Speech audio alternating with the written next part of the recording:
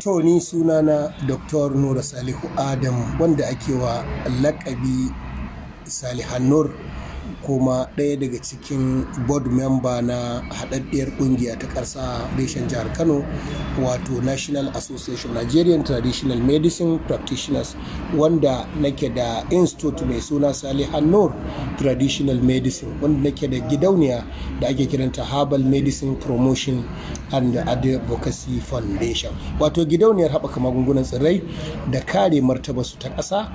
Allah subhanahu wa ta'ala kaddara ni ne jagoranta na ƙasa. A karamakan lawu zance ake na yanayin shigowar sanyi a gadangada, ko akwai wani abinci da ya kamata a ci al'umma su ringa amfani da shi kasancewar yadda jikin su zai zamanto cikin lafiya ko da yaushe? Babu shakka zamanin hunturu lokaci ne da ke dauke da karfin darajar sanyi, wanda dama jiki akwai sanyin da Allah ya ajiye da mutum ba zai rayu ba sai da shi. Yayin da ya samu na ɗabi'a ya daɗa keta shi, to sanyi bako zai hau kan sanyi na ɗabi'a wanda Allah ya bashi a jikinsa, sai kwantiti ɗin yawansa ya ƙaru. Idan percentage ɗinsa ya ƙaru, to sai ya kama cinye hararatul gariziya al'asali, wato zafin jiki na asali. Kenan idan aka samu karancin zafi a jikin dan adam, ina tabbatar maka daga nan wato jikin mutum ya shiga uku. Allah ka kiyaye mu. To abin da ya kamata a dinga yi, kada mutane su ɗauki ɗabi'a irin ta da a ce za a kunna garwashi ko wuta a sa ƙofofi a rufe. Wannan kuskure ne. A'a, idan za ka yi zo ka kunna hutan nan da ɗakin nan ya ɗauki ɗumi, ɗauke hutan nan kai waje da ita.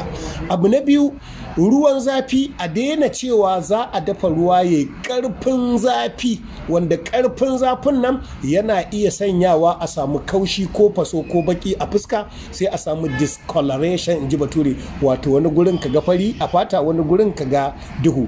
In ka shiga internally, jini na iya kandarewa. Idan sanyi yayi yawa ana iya samun bad cholesterol, wato maiko na cikin jiki yana iya daskarewa. Ta nan ake iya samun zaunewar maiko a hanyoyin wato gudanar jini. Dan uwa, mu koma gargajiya ta asali.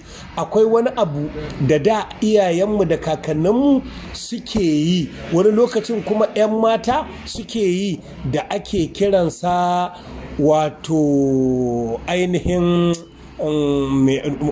dafaffiya albasa, shaye-shaye da romo. To wannan shaye-shaye da romon fa, ina tabbatar muku Allah ya ajiye wani sinadari da ke sanya ƙarfin ɗumi da kariya na sanyi a cikin jikin ɗan adam. Kenan mai sauraro ya ce to sai mu koma dafa albasa mu ci?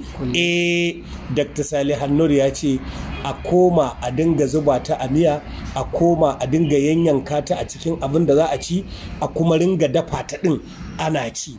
Wannan zai iya baka gudunmawa wajen ɗaukan kariya a jikinka. Dan uwa, dabino yana da ɗabi'a a harara algariziya al'asali, wato cin dabino yana ba da ɗimi na jini ingantacce. Kenan da za a dinga ɗan jefa dabino 7, idan yara za su fito, to za a iya samun ingancin lafiya.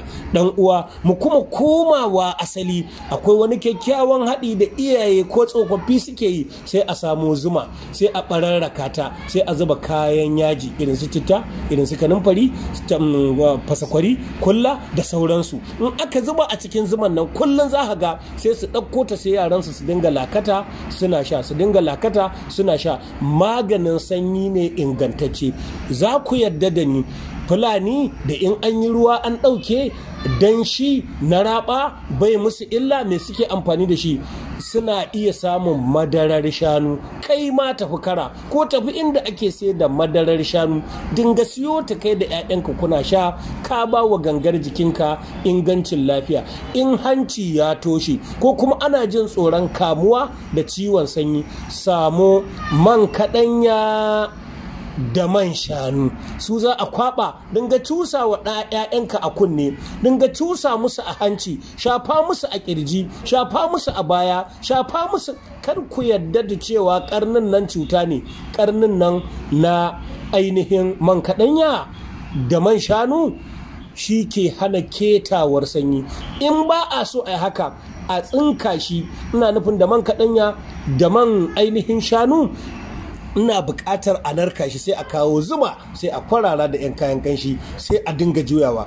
Babban cokali ɗaya da safe, ɗaya da rana, ɗaya da daddare ga 'ya'yanku. Sanyi zai fita lafiya lau. Ko mai ciwon asma, ko pneumonia, bronchitis, alveolitis, rhinitis, sinusitis, turawa sun sani ko kuma wanda suka karanci science and technology, to zai dakatar da shi da izinin Allah. Nura Salihu Adam, wanda ake wa laƙabi da Salihan Nur. Salamu alaikum wa rahmatullahi wa barakatuh.